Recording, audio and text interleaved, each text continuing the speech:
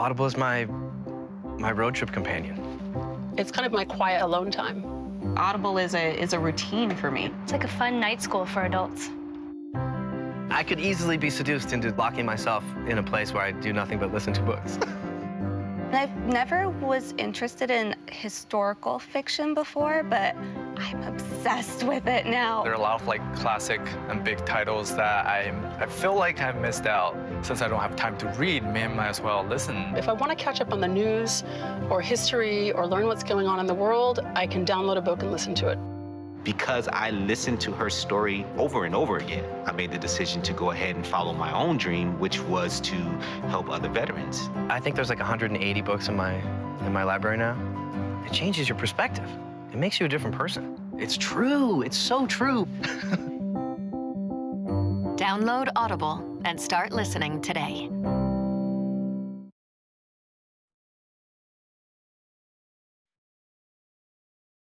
Hello and welcome. I'm Chris Stone, the executive sports editor here at the Los Angeles Times.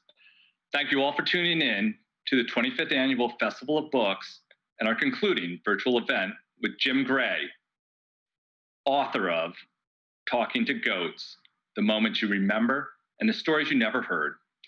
A 12-time Emmy Award-winner, Hall of Fame sports broadcaster, and renowned interviewer, Jim Gray examines his 4-decade career in Talking to Goats, revealing memorable moments of the famous athletes, the GOATs, he has covered, including Muhammad Ali, Tom Brady, Kobe Bryant, LeBron James, Michael Jordan, and many more.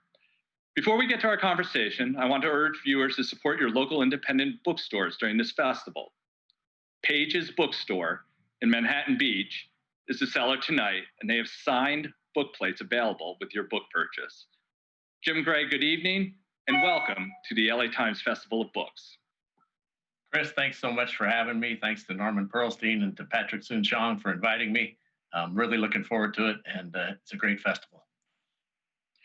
Hey, Jim, thanks again for joining us. And we're going to start off where the book, well, it doesn't quite start off there, but by chapter 2, we get to Muhammad Ali. And I'm going to start with a reader question. And the reader question comes from Zach. What was it like to be assigned to interview Muhammad Ali as your very first interview? Were you nervous, scared? Surprisingly, I wasn't scared. I didn't have any chance to think about it. I was editing, then they were converting Chris from film to videotape, and I had just finished my internship from the University of Colorado in the journalism school, and all the guys in the union who were doing film didn't want to learn a new craft, so I got my opportunity. And I was editing videotape early in the morning, the Red Miller show, the Broncos with Red Miller, as they were getting ready for the draft. And in came Sue Tooze, I'll never forget her name. She said, "You're the sports intern. Muhammad Ali's 2.5 hours early at the airport. We need you to go out and interview him." Well, I wasn't dressed right, and I had never done an interview, but went into the weatherman's office, couldn't find any clothes. He was a short little guy, and I didn't fit into anything. So I just ran out to the airport, and there was Ali. Well, after my first question, he said, "You're the one that's doing the interview?" And everybody in the entourage laughed. Well, that laugh made me feel at ease. They weren't laughing at me. They were just laughing at the circumstance, and it put me totally at ease. And by the third or fourth question, he said, "You sound like the local Howard Cosell." Well, that was the best compliment I had ever received in my life up until that point, and gave me so much confidence.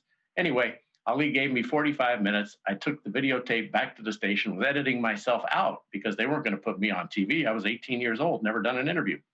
So the news director came in. His name was Roger Ogden, a great television executive. He didn't really know me. He knew my name, but didn't have much contact with him as being a sports intern and then a videotape editor. Looked at it for 45 minutes. He said, "Play that again." So he spent an hour and a half with me in my edit booth. Afterwards, he said, "You and this tape are going on the air. It's barely adequate." So I tell everybody, Chris, since then I've been barely adequate. Well, it's interesting. We were speaking off camera before this began, and you mentioned just, the seriousness with which you took this. You didn't, at that age, I think the inclination would be to believe this is my one shot to talk to Ali, but you thought about it differently. You were thinking, this isn't going to be my first interview with him or my second or my third. You were thinking, like, I am going to interview Muhammad Ali and others on a consistent basis for many years to come. Well, I really didn't have a thought because I didn't know I was going to do it. But then once I did it, I thought, well, that went pretty good, and now they're putting me on the air, so maybe I can get to do this again. So I didn't think it was my last. I thought it was my first, which it turned out to be. And then I started to do all the things that as an intern, you always do something that you think will get you noticed, which means you do everything that nobody else will do. And back then we were ripping the wire of the AP and the UPI, and I was logging videotapes of Bronco games and University of Colorado games and Denver Nugget games, and just doing all the stuff that everybody else seemingly didn't want to do. And I enjoyed it because I was learning. And yeah, I didn't think it was really mentally stimulating or challenging, but I knew that if I could have the discipline to do this, maybe I could stay here. So then after that interview, I said, you know what? I can't mess this up. So all my friends in college obviously were drinking and smoking marijuana, and University of Colorado is a very progressive hippie town as it was known back then. This is right after, the war years in the 1977, 78. And so I said, I'm not doing any of that. So I've never had a beer in my life. I never did any of that because I was afraid to lose my job. The stories you tell in Talking to Goats, it really begins in 1978 with that Ali interview. But in fairly rapid succession, as we go through the 80s and the 90s, we can tick off the names: Ali, Dr. J, a young Tiger, Tyson, and you're accumulating all of these stories. At what point do you tell yourself, or does somebody tell you, Jim, you have the makings of a book here? There has to be places, probably a lot of stories that you've kept to yourself for years that, as time goes on, you have permission to tell those in a form like a book. At what point did you really start seriously consider writing this book, writing this memoir, and putting these stories together? 11 years ago, Cal Fussman, who's a terrific writer, he wrote a number of books, including Larry King's autobiography. And he said, when we would get together, and Larry, and he said, maybe we should try this. So we wrote a chapter. We wrote the Pete Rose chapter. And he did a great job. In fact, much of the Pete Rose chapter is Cal's work. Greg Bishop did a great job writing this book. He picked it up 10 years later, and he's a Sports Illustrated fabulous writer and a terrific friend. And he organized, tens of thousands of interviews that I've done over these 43 years and all kinds of thousands of events. But anyway, it was Cal who started the process. But I decided after that it wasn't time. I wasn't ready for this. I was only 50 years old at the time, and it just wasn't there. So about 7 years after that, Stedman Graham, who's a great colleague of mine. He's a brilliant writer himself. He's written 12 books and about identity and identity leadership. And he said, you got to put all these stories down on paper. You must write a book. So he tells me two things in my life. Jim Gray, they're paying you to talk, just keep talking and put these stories down. So since he's written 12 books and he lives with Oprah, who seems to know, they seem to know a tremendous amount about literature and books, I figured, they're giving me good advice. So I got a hold of Greg Bishop. I didn't know Greg Bishop. I only knew him from his writing, contacted him, and he had written a story about Tom Brady, who's been my partner on the radio for a decade. And he wrote a story about after one of Tom's Super Bowls, and he had so much insight and so much knowledge that I called Tom and I said, what about Greg Bishop? Were you talking to him? How does he know all this? He said, I have no idea. I said, so I called Tom Brady Sr. and he said, no, I wasn't dealing with him, but it was just so impressive what he had done. So I called him. I said, I want to write a book. Here's what it entails. Started 10 years ago, never went past the first chapter. What would you think about it? Greg called me back a week later. He said, I think you have a book. And so that's how we got to where we are. I want to go back to the beginning of the book. The first two chapters are boxing chapters. And I think a lot of us can agree, certainly those of us of a certain generation, that there really is no substitute for boxing as drama is there. The first chapter of the book is easily the wildest. It's about Mike Tyson. Was that deliberate to pull in the reader to start with Tyson? Well, I think that's just what Greg and I came to the conclusion, and mostly because of that's what I'm asked so much about, the ear biting. And, it won an Emmy, that interview, and, Tyson's volatility and his achievement and his excellence, becoming the youngest heavyweight champion ever, and the ride that he took us on. Everybody just had to see it. And it was sometimes a train wreck, sometimes glorious knockouts, sometimes everything that had things to do with outside of the ring, how he spent money, how he lived his life, getting bit by a lion that he lived with. So there was just always something that was compelling about Mike Tyson. And since people seem to associate many of those moments with me, there's many interviews that Mike has created with me, with his words that have become replayed millions and millions and millions of times. My back is broken. What do you mean my back is broken? Spinal.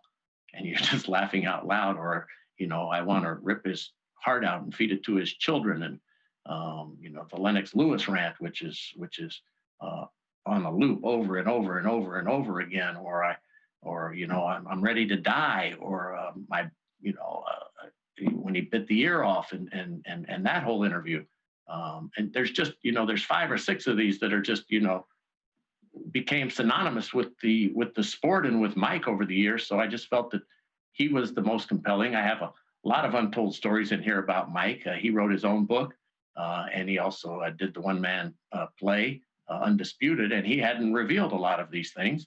And so I figured, there's a lot of new material here. I could probably write a book just on Mike. So why not start with that? The public associates me with him. I was honored.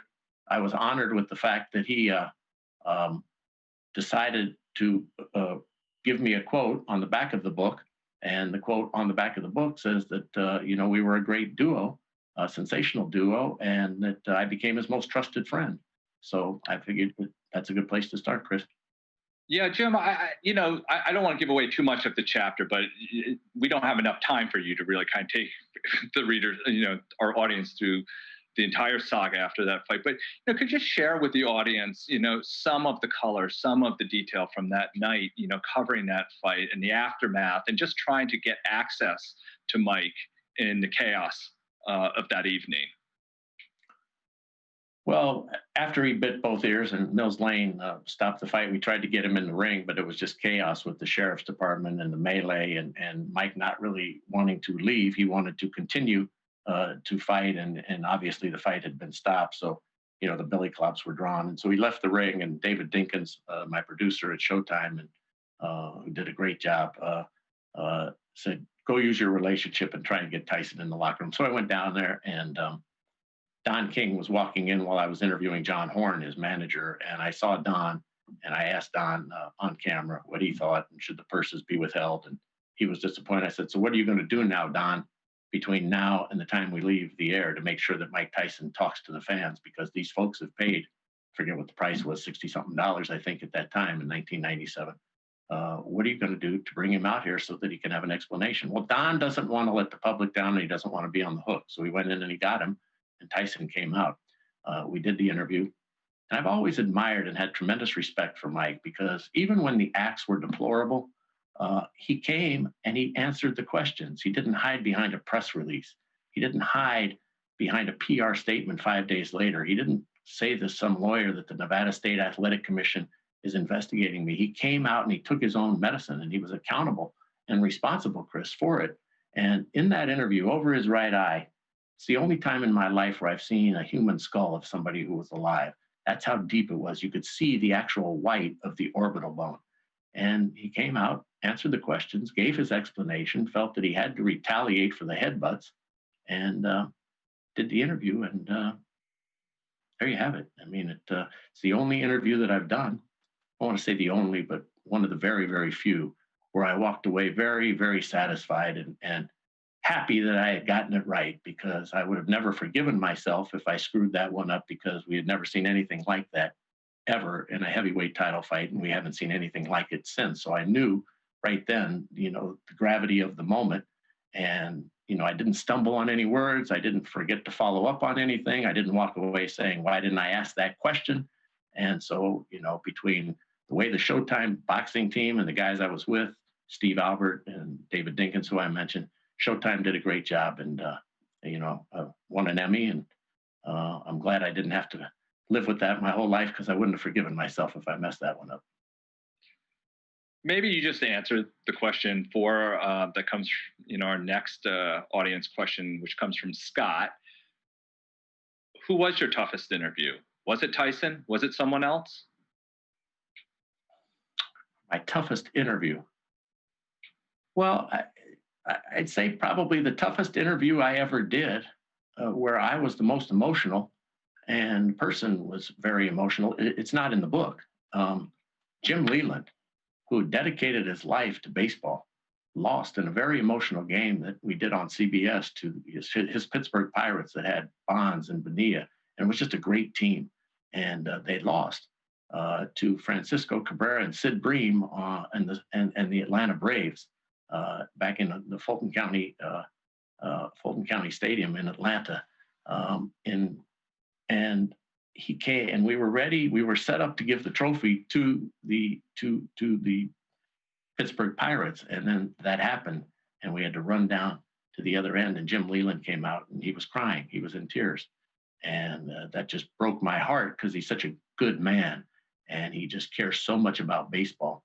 And that was really tough to do because the way that he had lost after all those years of trying to get to the top of the victory platform, and then have it snatched like that by the Braves in Atlanta. It just was really a really difficult thing. And that's why I was so happy when he won with the Florida Marlins. Usually you don't care and you're always objective, even when you do internally have a feeling about somebody. I was so happy to be up there when he was presented the trophy and broadcast that game on NBC with Bob Costas and Bob Uecker and Joe Morgan and Hannah Storm and myself, and to be on the platform with him when he got the trophy and to see, finally, Doug Collins used to say, you have to have your heart broken before you can become a champion. And his heart had been broken, and now he was a champion. And that was a good feeling from a very bad interview, not bad in terms of it was very compelling, but just tough to do. That's actually a good segue to a different type of interview that either took place the same year or the previous year. I believe the Braves and the Pirates played each other back to back in 91 and 92. And one of the chapters I found especially interesting was the chapter on performance enhancing drugs and the light you shed on your relationship with Barry Bonds.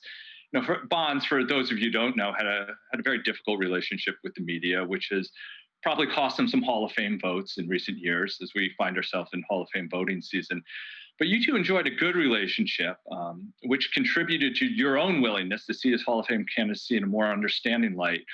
But let's just say in the 91 NLCS, he had said, hey, instead of saying, hey, Jim Gray, you're all right, but instead had remained hostile toward you. Do you think would that have inhibited your ability years later to see his story in the understanding light that you have seen it in?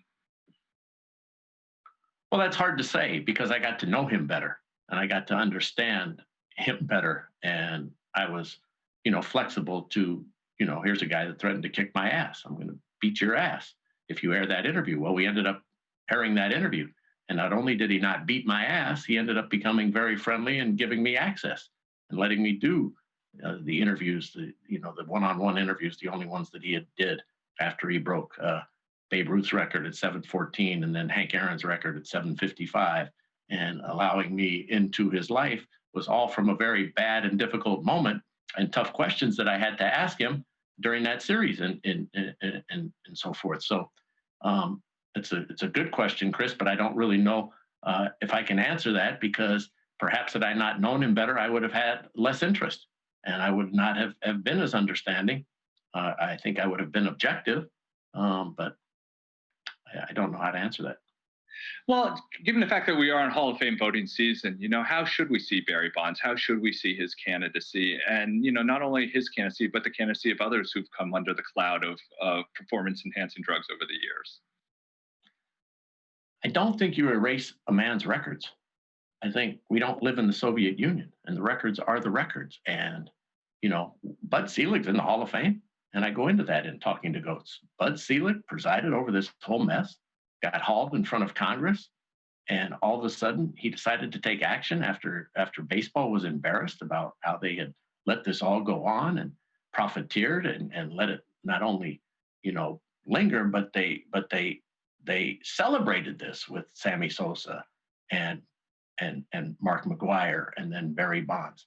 And now all of a sudden they clean it up because Congress gets involved and they're embarrassed.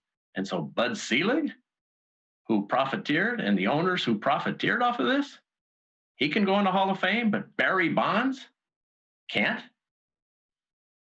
I don't follow that thinking. Yeah, and I think that's a very fair point, and it's a very strong argument. And it's one, when you present that argument to people, about the former commissioner and his place in the Hall of Fame, and kind of the blocked path, or the difficult path to the Hall of Fame for people like Barry Bonds, for Roger Clemens, and others. How do they receive that argument? Because it's a very good point that does remain very contentious when brought up in conversation. I don't condone cheating, and I don't condone the use of performance-enhancing drugs. And there's nothing about that I would say is good or right. So I would look at Barry Bonds before his use and all the MVP awards that he won and the great player that he was. And then I would also register that was part of that era. And, we didn't have black players who were able to participate for a long time. Those guys are in the Hall of Fame, and they weren't even playing against the best competition because the African Americans were the best players. Then we have the height of the mound, higher, lower, so there's advantages there. Then we have steroids, amphetamines, that era, uppers. Those people aren't excluded. And so if you're going to allow that era to go on, and you're not going to banish them from the game, and they're going to get suspended, or you're going to look the other way, and now all of a sudden you say after the fact, that doesn't count. I don't think that's right. I think who it hurt the guys who didn't use, because they lost out on money, they lost out on records, and it wasn't an even playing field. So I understand that argument, and I consider that argument, and I'm sympathetic to that. And again, I'm not saying steroids should have been allowed to be used and that should be looked away. But I think that the records exist, the era exists, it should be acknowledged in the Hall of Fame, and those voters should be able then to make those decisions, but base it on the fact of what was going on at the time. They didn't have a problem letting Bud Selig in. They didn't have a problem saying, this guy oversaw all of this. This guy did virtually nothing while it's going on. And he's a Hall of Famer, but the people who were participating, who he looked the other way at, are excluded. I'm coming back to the same thing and getting repetitive, Chris, but it just seems hypocritical to me. Yeah. Just to kind of break up some of these questions, I like to do in these types of forums something called a lightning round, where I'll just ask you a quick question, you'll give me a quick answer, and I'll ask you 3 of them, and then we'll go back to longer questions. You ready for this? Sure. First question. Do you like the nickname Scratchy? Yes, very much so. And we're going to come back to this. Your favorite television personality cannot be yourself. Of all time? All time. Wow, that's a great question. Can I give you 5? Sure, give me 5. Ted Koppel, Johnny Carson. Those are the people that I studied, that I watched, that I really, admire and looked up to. Carol Burnett, who I was fascinated with as a child, because I used to watch her show when my parents would leave, and the babysitter would come in. So I looked forward to seeing Harvey and Tim Conway and Carol Burnett. So she would be 3. Bob Costas is brilliant, and I've been lucky to work with Bob through all of these years and see his brilliance and his genius. And that's what I would, let me go with those 4. It's a power list right there. And the last one for this list. Howard Cosell. I loved Howard. Howard Cosell. Who you were originally compared to in 1978. The athlete you were most concerned might throw a punch at you during an interview. Never had that feeling. Never felt in peril, Chris. Okay, good. Mike Tyson threatened to kill me. Mike Tyson threatened to kill me on live television. He threatened to kill me. And 45 seconds later, he kissed me on my cheek, and it was far more disturbing that he kissed me than he threatened to kill me. I want to go back to your nickname because it's a question, it's an audience question that comes from Anne, who asks, you're known as Scratchy. Who gave you that name? Do you think it fits your reporting style? Jack Nicholson gave me that name, the great actor, decorated Academy Award winner with 3, a huge sports fan, loves the 49ers, loves the Yankees, and he is a Lakers super fan. So he used to watch the games, and he called me one night after I'd done an interview in the 80s, and he said, got a little scratchy with those people tonight. And he said, you just keep digging for the story, and you keep scratching. And he said, I'm always going to err on the side of the performer. I'm with the performer, but I like the way you keep digging, keep being scratchy. So he just kept calling me that, and then we would play golf quite regularly, and we'd go out to the golf course, and when we'd get to the golf course, he'd say, hey, Scratchy. And so all the guys who were playing with us, Long Ball, Ricky D's, or Mr. Decency, Ed White, he had a nickname for everybody, Lou T. Duran. And the guys, Joe Pesci, he would have a nickname for everybody. And so he kept calling me Scratchy. So the guys at the course would think it was because I was a good golfer until they saw me hit the ball. And then that diffused that right away. And it just kind of stuck. So, yeah, I liked it. Who wouldn't like to have a nickname from Jack Nicholson and be called that all the time and then have it stick? Yeah, I like it. Did it catch on? Are there other people who, outside of the golf course who refer to you as Scratchy? Other athletes, other interview subjects? Tom Brady refers to me as Scratchy every time we're on the air for 10 years now. 350, 450, 600 interviews, however many it's been, a lot. Yes. Well, let's talk about one of your scratchiest interviews, the Pete Rose interview. And it's kind of part of a larger question. And it's, stick sports continues to be a thing, a very polarizing thing. In the book, I find the most interesting examples of this and 2 different ways you were permitted to handle it were your interviews with Pete Rose and Marion Jones. And both, I think we'd agree there was a fan expectation that you would stick to the happy storylines. And in one, in fact, you were allowed to be the journalist. And in the other, there were some limitations that were placed on you. In both cases, your boss and the ultimate decision maker were the same man. Can you kind of share, for the audience, a little background on the 2 interviews and the 2 directions that, kind of the different directions that you took with those interviews and the circumstances surrounding the direction that those interviews went in? Well, the first thing that's most important to convey is nobody does anything alone in television. I mean, it takes an ensemble of people just to get this thing on the air. I mean, everybody in production doing their job, all the folks, the technical folks, the satellite folks, the transmission people, directors, producers, graphics. I mean, there's just a whole lot of people. And then you have the announcers and the production group that work, all very closely. So for Pete Rose, we had a meeting, and it was discussed from Dick Ebersol, who was the chairman, who was great to me. And, he's a legendary figure in television sports. And he was just fantastic to work with and for. Well, he and Sam Flood and Bob Costas and Bob Euchre and Joe Morgan, we all had a meeting. And we decided that, we had to ask Pete. It was the first time he'd been on the field in 10 years that we had to ask him about gambling and his banishment. And so it was decided. And then, we did the interview, and everybody knew what was coming from our group.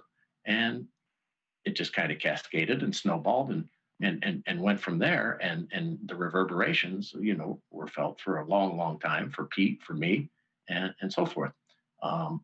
Which, I detail, a lot in the book, all the details and nuance of it. As for Marion Jones, Marion Jones's husband, C.J. Hunter, was banned from the Olympics for performance-enhancing drugs that he had used, and it became public before the Olympic Games. So he was not permitted to be in the games in Sydney. And obviously, Marion Jones lived with him. So the obvious questions would have been to be able to ask her about her involvement or her knowledge of her husband being the fastest woman in the world, who went on to win these gold medals and so forth. And the implication could very easily be made that because she is so fast and she is dominating, that if her husband is involved in this, she would have to have knowledge and perhaps was participating herself. Well, she was the darling of the Olympics. She was a beautiful, beautiful athlete to watch. Her stride was just fantastic, and everything about her was just like, so appealing to see how she was able to be so beautiful and as a runner, and as a person, she was delightful to talk to, and her physical characteristics were beautiful too. So it was just, she was a star for the games, and so it was determined that we should not be asking her about her husband, that it should not be guilt by association, that her performance and whatever she did should stand alone. And so it was determined that we should not ask her about that. And there was a little disclaimer that was said before we would talk to her every time by either the studio or the play-by-play man or whoever, that we're not getting into, we're going to talk to her about her performance. Well, that always bothered me, because I thought we should have asked her the question and we should have put that on the record. But the Olympics is a family show, and the Olympics is a show that gathers everybody. It's one of the few things left that everybody comes to the television to see, young, old, obviously all races, gender. It's very heavily women oriented. One of the few sports that has tremendous appeal to women because of the track and field and the gymnastics and the swimming, and tremendous female participation. So you don't want to run off those viewers by tearing down this beautiful American dream story. And so it was determined by Dick and those who work with him. We're not gonna question her. I think we should have done it. I write that we should have done it, but Dick had been so great to me, and he had guided me so well after everything that had happened with Pete Rose, that obviously we don't do anything, like I said, alone in television. And this is what the team decided to do. And I'm a member of the team. And so that's what we did. And it's not one of these lifelong regrets where I walk around thinking about this a lot. But when you're writing a book, and you have to give some honest appraisals of some of the things that have gone on. And we talk about the steroids and the steroid era from Ben Johnson, which I witnessed in Korea, and won a first Emmy for that, for journalism, up through Barry Bonds and Marion Jones. Marion Jones next, and then Barry Bonds. It's just been the glimpse that I have had and the insight that I had. And so that's why it was included in the book. And, Dick Ebersol wanted to attract an audience, and that was his job, to make sure that the audience kept coming back, and the advertisers were happy. So, it was a business decision, and for what he was trying to achieve, it was the right one for him. For a questioner and somebody in my position, it's something that, I wish we could have done. Well, it's interesting because it is like you mentioned, and this is kind of a central issue when it comes to the intersection of television and sports. In the case of the Pete Rose interview, it only really happened, or Pete Rose's presence there was enabled by the fact that a sponsor was throwing its weight behind this. And I find it really interesting, that Dick really stood behind you, even though it was creating some tension with a business partner of MLB that had effectively created this event. And yet he stood by you that time. And, were you surprised that second time? I mean, you pretty much explained it as far as, kind of the rationale behind what type of product the Olympics is. But were you a little surprised the second time that he did not stand behind you like he had with Pete? Well, there was no confrontation. I mean, this was not a public issue. This was a private, this is just, it just was just with our production group. So, and we didn't have the internet back then. With 2000. So, we weren't all looking at our computers or our smartphones or anything. So I didn't know what any of the critics or anybody back home, any of the fans or sports talk radio, we were totally away and shielded from that, being in Sydney. And, so it's tomorrow already. So I don't know what the reaction was back here. And like I say, the minute that the edict was made, and that's what we were going to live with through her races, that's just what it was. It wasn't like we were fighting about this. There was no internal squabble. We stated the case. That's what he wanted to do. I said what I wanted to say. Producer said what they wanted to say, and that's what was decided to be done. But Dick Ebersol was the corporate model of how to treat an employee in distress in the Pete Rose circumstance with me. How he went above and beyond and so far out of his way in taking on the advertisers, the critics, and Major League Baseball is the exemplary example of what to do when someone's under siege, under public siege. And I'll always be grateful to him, and he was unbelievable. It's a fascinating contrast between 2020 and 1999 when you conducted the Pete interview, because you yourself write in the chapter, it's like you had no sense of really what was happening, how it was being received out there. It's a much different environment to be live on the field than those of us who were watching it on television, where things are set to dramatic, music. And, it feels there's a much different environment. It took you a little while really to kind of sense the difference between those two environments, what you were experiencing up close as the interview and what we as the viewers were experiencing from a distance. And that was a mistake. And that's where what I learned after this was over. I was not looking at the television monitor, which is a big mistake for somebody on television. You have to be aware of what the viewer is seeing. And I was in the Yankees dugout, and I was looking out to the ceremony, which fell flat in the stadium in Atlanta. Vin Scully was magical with his voice, and he introduced it by saying, "This is something we will not relive for the rest of our lives, this all-century team." And he was exactly right. So you could hear him.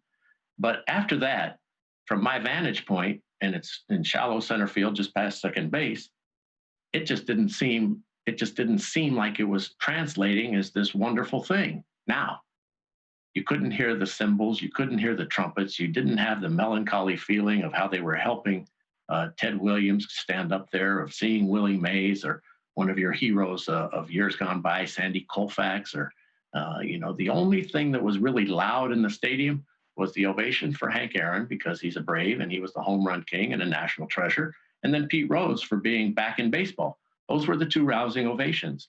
So then when he comes over and I do this interview, the timing and the tone is so much different than everybody who's having this heartwarming feeling at home, this melancholy, wonderful feeling about their childhood or their baseball heroes. And then boom, I start asking him about gambling on baseball. And Pete takes it in a direction where he's defiant and continues to lie and continues to say he didn't do it. And it starts to careen and snowball. But when I looked at it on tape, I noticed that, you know what, everybody's feeling really good. And now all of a sudden, everything just changed. So the timing and the tone, I could have been better at and better on, and should have been looking at the television monitor. But the content of the questions absolutely was the right content, and absolutely should have been asked, but perhaps at a different place in a different time or in a different tone at that time. No, and after that interview, you don't return to the press box. You don't return to the stands. You go into the well right next to the dugout in close proximity to the players, who tend to be protective of each other. Can you share with the audience, the subsequent reaction? It was probably your first exposure kind of to the broader reaction to the interview, correct? Well, the phone rang, and my wife, Fran, we had those flip phones in, and it kept vibrating. So I picked it up, and she thought that the interview was very uncomfortable. And Don King called, and Jack Nicholson called, and he said, "You put a bat through a windshield one time, and you'll hear about it for the next 25 years." And he was exactly right. And so the players weren't happy, and many of them were. Pete Rose was a hero to them, and so when it became apparent to me, was not only with my cell phone ringing, but it became apparent to me that the players were upset. And Paul O'Neill came over to me and was screaming at me and asking me why was I still in my place. And he used some expletives, and he told me to get, I should get out of there, and cursing at me. And he did it twice, and it embarrassed me in front of all of these people who were, my colleagues and the other camera people in the well. And so I finally snapped back and I said, why don't you pay attention to the game? I'm going to be here. And it seems to me that what's more important is what's in front of you. And you got to, I'm not saying it as I said it because you can read it in the book, but I'm paraphrasing. You better get over it and F you back. I'm not leaving. And maybe at that moment and in the aftermath, you think you'll never interview Pete Rose again, but that proved not to be true. It was probably the furthest thing from my mind that I would interview Pete Rose again, but we just did it on, we taped an interview a couple of weeks ago in Las Vegas after 21 years, all the agita and tumult and everything. Pete and I got together and I appreciated him doing it. It was on Fox News, and it's replaying on Fox Sports 1. And it will also be the longer version of it on the streaming service. And so, and he was great. And we talked about that evening, and we talked about the all-century team, and we talked about the repercussions, and he talked about his denials and his lying. And then at the end of the interview, the last question I asked him is, Pete, do you still bet on baseball? And he said, yes, he does, but he does it legally now. Before he used to do it illegally with bookies. Now he does it through the casinos. So I was surprised that he still bets on baseball, but he's doing it legally now. And anybody, any place, at any time can walk into a casino and bet legally. So there's nothing untoward, illegal, or wrong. And he's given up on being reinstated by baseball. He doesn't think that that they'll ever vote for him for the Hall of Fame. And he's resigned. And so he's just going to live his life and enjoy himself. And I really appreciate him doing it because he came up to me, not this summer, but a summer ago. We were at a cancer dinner, and I was introducing Mike Tyson, who was being honored. And Mike and I were sitting down, and Pete was also getting an award that evening. And he walked over to the table, and I said to my wife, Fran, uh-oh, here comes Pete. Don't know how this one's going to go. And we had seen each other a couple of times, always a little uncomfortable, but never bad. And he came over and he said, and I stood up and he said, Jim, you do a great job. You're really terrific at what you do. And I looked at him and I said, what? And he said it again. And I said, you don't really mean that, Pete, do you? And he said, no, I do. I really do. It's been a long time since we had that interview, and a lot has happened for both of us. And shook my hand. And then Mike got up and Pete said to him, what do you think, Mike? Who would have won that fight, me or Jim? And Tyson said, Jim, it wouldn't even be close. So we laughed and shook hands, and that was that. And that's why I decided to call him for this special, for Talking to Goats. We did the interview, and so there you have it, 21 years later. Yeah, and there are some memorable photos in the book. Yeah, I mean, there's quite an album of them, in fact. You mentioned one of the photos captures you, Pete, and Mike in Las Vegas. Another that was the dinner. That was the cancer dinner. That was that photo that night that my wife took. Yeah, it was. But it really, another memorable photo in there is one that you, I think, snapped off yourself, Jim, and that was of Tom Brady after the second loss to the Giants in the Super Bowl. Was that the 2012 Super Bowl, I believe? That's correct. So that was you who took that photo. Yes, it was. Yes, it was. Can you describe for the audience, what you captured? Because what's really interesting is basically the door's kind of half open, half closed, and there he is sitting at his locker. And I'll let you take it from here. Well, Tom and I were doing the show then, the Monday Night Football pregame and halftimes, and he was playing in the game, so we were scheduled to talk after the game because obviously he couldn't talk at halftime. So waiting for him, and it turned into about an hour and 15 minutes, and everybody had left, and there was nothing but trash. But the door was open because everybody had walked out, and you could see from the door that was open, there was a Patriot official there, and the door was open, and we all had those cameras by this time. It was the beginning of the era where we all were walking around with these devices. It was an iPhone 2 or 3 or whatever we have in 2012. And there was Tom sitting in his uniform, full in his uniform with a towel around his head, with all this trash and everybody's tape and ankle stuff on the ground and towels and everything. And here's Tom sitting with a towel in his head, down like this, wrapped in the towel, and his great trainer and body coach, Alex Guerrero, sitting next to him, kind of staring forward, waiting for Tom to get undressed and shower and go to the team bus and leave. And Tom sat there, taking this all in, absorbing this feeling, trying so hard to get back to winning a Super Bowl that he hadn't achieved since he had won those 3 out of 4 at the beginning of his career, trying to get to 4 Super Bowls to tie Terry Bradshaw and Joe Montana. And he had lost again with that great catch by Mario Manningham, and almost like the David Tyree catch. And so I snapped this photo outside the door with all of the equipment strewn around him in an empty locker room with Tom with a towel in his head and Alex staring forward. And it probably, Chris, would have been on the cover of Sports Illustrated, because that was the agony, truly, of defeat, the old ABC Wide World of Sports saying. And I just kept it, and the only people that ever saw it was me and Tom and Alex, because I thought it was a private moment for him, even though I was a credentialed press member. And so it's in the book. And that photo I would send to Tom. I would send him later on in his career. I would send him that photo, and then I'd send him one with the championship trophy before a big championship game. Your choice, Tom. This feeling or that Tim, feeling? I can tell you, I was the assistant managing editor of Sports Illustrated at the time, and we would have run that photo had you thought to send it to us at the time. I mean, it really is the way it's framed, and Brady in full uniform sitting at his locker, quite a while after the game.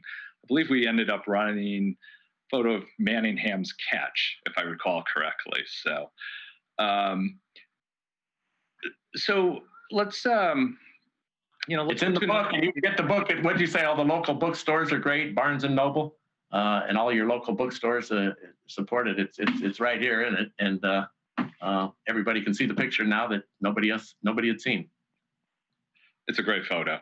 The one photo I wish you had run, and I mentioned this to you earlier, that did not appear in the book, was a photo of Gilda Radner's bathtub in the middle of John Madden's bedroom. And that is quite the image that I just can't get out of my mind, or John Madden, for that matter, using the bathtub to watch television. But, describe what I'm trying to describe here. Well, John Madden bought Gilda Radner's apartment in the Dakota, the famed beautiful apartment building on 72nd and Central Park West. And that's where he lived when he was broadcasting football, and that was his place in New York. And he was nice enough to let me stay there for several years when I moved to New York. And John would come in and out when he was on the East Coast for games on the East Coast and traveling around in the bus. So Gilda Radner's dream was to be able to sit in front of the fireplace, watch TV in the bathtub. And she achieved that dream. And so when John bought her apartment, when they left and Gilda Radner had passed away, John kept that like that as a tribute to her and so forth. I don't think, to my knowledge, I don't know. I don't recall John ever telling me that he actually got into the bathtub and started studying game film in that configuration. But the bathtub was still there, and this big, huge console TV. And the bed. Right, we're getting close to the end of our conversation. Thanks again to Jim Gray for joining us tonight. I want to go through 2 more reader questions before we come to my final questions. And the first one is from Stephanie, who asks, did you have a favorite sport as a kid? Did you want to play sports, or did you always know that you wanted to write and report on sports? I loved all sports as a kid. I played football in Little League. I was not a big baseball fan growing up. I grew up in Denver. We had the Denver Bears. We did not have a major league team, so we had a minor league team. I used to go out to Bears Stadium, which has since become Mile High Stadium. And so I liked it, but it wasn't my first love. My first love was really football because of the Broncos and basketball. We had the ABA Denver Rockets and the Denver Nuggets, and I was a ball boy. And so for those teams, and got to get close to Marvin Webster, who was my first exposure to professional sports when he was sick, and he was so nice to me and used to rebound for him and throw him passes at the court club and so forth. But as far as playing sports, I played those two sports, and I was a tennis player in high school, and we won some city championships, and I was pretty good. I wasn't the best, but I was a good little tennis player. And then by the time I got to college, and you start playing all of those kids from Arizona and California, where they have sunshine all the time instead of snow, and we only had a couple of indoor tennis courts when I was growing up, they started killing me. So I knew I wasn't any good at that. So I knew that it was time to end my tennis career. The second reader question comes from, I believe it's from Dave. When you were a young, up-and-coming reporter, who did you read, listen to, and emulate? Kurt Gowdy was a favorite of ours in the Rocky Mountain region. He was from nearby Wyoming, and it's a 2-hour drive to the border of Wyoming from Denver, or maybe a little less. And he was on all the big events. He would do the Final Fours. He would do the AFL football games, the Bronco games. He would do the Rose Bowl. You'd see him on the Super Bowls and hear him. And he was just a classy guy. He was elegant and dignified, and he was the American sportsman. So he was an outdoorsman, and he kind of represented everything that we all loved in the Rocky Mountains. I loved to listen to him. I loved to listen to Bob Martin, who was the play-by-play man for the Denver Rockets and the Denver Nuggets and the Denver Broncos. Another guy who was just, very classy and always conducted himself so well. And Howard Cosell. I loved Howard Cosell. I used to love to listen to him on Monday Night Football and do the halftime highlights and all of those interviews with Ali. And my dad was a boxing fan, and he would take me to the Golden Gloves, and then we'd watch on the closed circuit. It used to be closed circuit. They didn't have pay-per-view. You'd go to the theater, and I'd go with my brothers, or I'd go with my dad. And so those were the three that I really, really liked as a kid.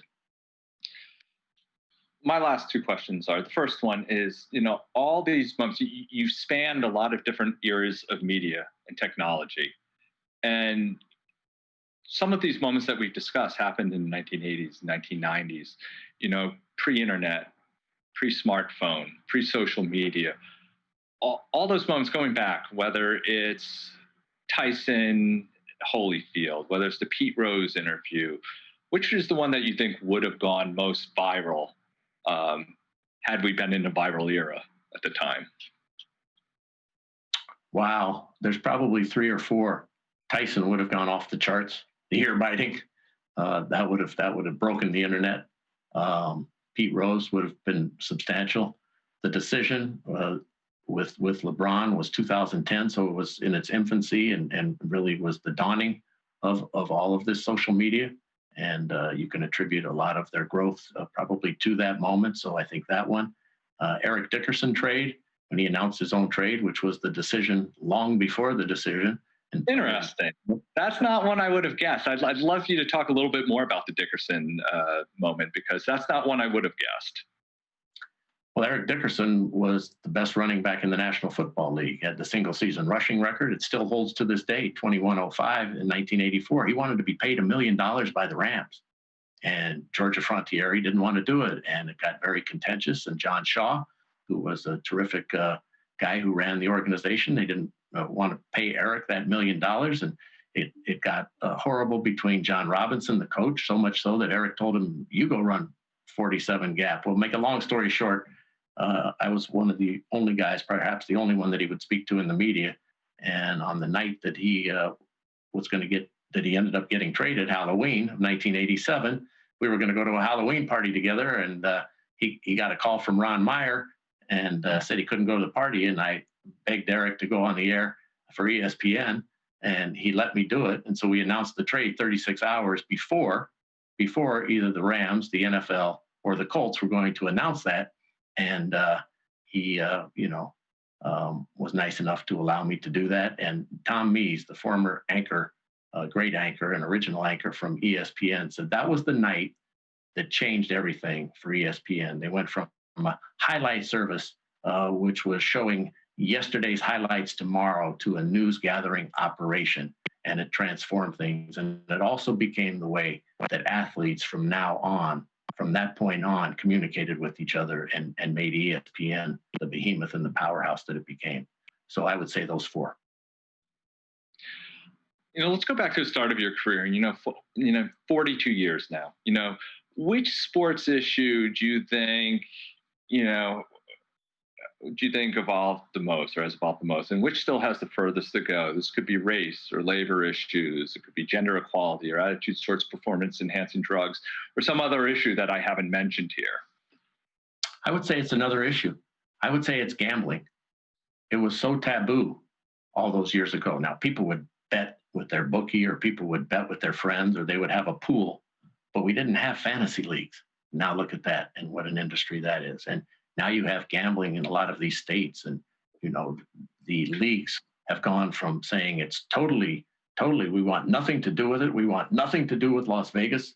This is a horrible circumstance for us, to now embracing this, to now having casinos allowed to be involved in advertising, to have casino shows talking about point spreads, to be looking at how they can use some of this money to grow revenue in future streams.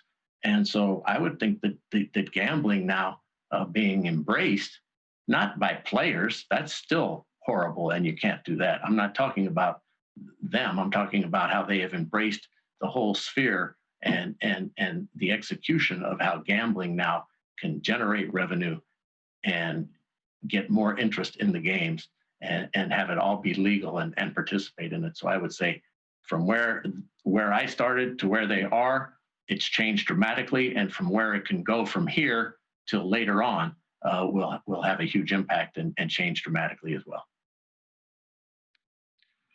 We have a few minutes left, so I think we will close this conversation out with one last lightning round. 3 questions, Jim. The first is the one interview you have not done that you wish you had done or still wish to do. In sports? It can be sports or non-sports. Wow, that's a great question. I've interviewed the last 9 presidents of the United States, and that's been a tremendous honor and thrill. And doing the documentary with President George W. Bush, the 30 for 30, called First Pitch, that was great.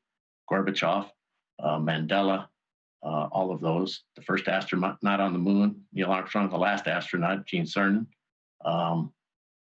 So I would probably say in sports, I feel like I'm good. I guess I would want to interview the Pope and probably the President of China, and I would like to ask them what they're doing now to procure world peace and to make things better. The athlete you wish they control billions of people, or not control, but they have billions of people who are literally following them, not Twitter followers, but literally, have such a huge impact. So it'd be interesting to be able to sit down with them. The athlete you most wish you had seen play but did not. Babe Ruth.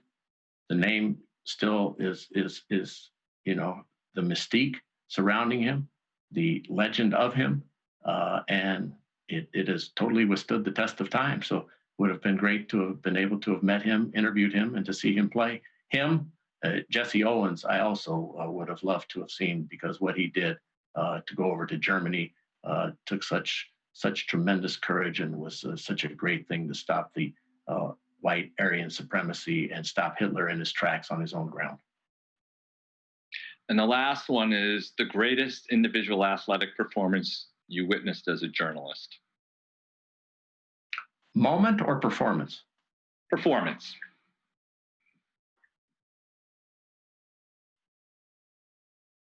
I've seen some great ones. It would be hard to pick one out. I guess perhaps the flu game of Michael Jordan would be so incredible in the IV. You can pick 5 if you would. Well, the greatest moment that I saw wasn't in sports. It was at a sporting event. It was Muhammad Ali when he lit the torch in 1996. And what that represented, the humanity of that, the greatness, the courage, the dignity, the fragility of life, the everything that was combined in that. Here we saw a man who was stood for such principle out of the ring, and who had been, reviled in many quarters, lighting the torch for America and for the world in the South, in the deep South. And, what he represented inside of the ring, outside of the ring, and to humanity. And therefore the grace of God go I. He stood there shaking, battling Parkinson's, and he lit that torch. What a moment.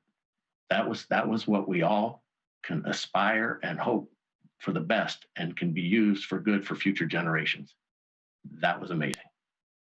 We began this interview talking about Muhammad Ali, and we ended it talking about Muhammad Ali. So I think that's the perfect code of this interview. I want to thank you, and the Los Angeles Times wants to thank you, Jim Gray, author of Talking to Goats, The Moments You Remember and the Stories You Never Heard. It can be found in bookstores. We encourage you to reach out to your local independent bookstore to purchase it, but it is worth the read, and it is a lifetime of stories that few other people can tell. Thanks again, Jim. Have a good evening. Chris, thank you. Thanks to the Times.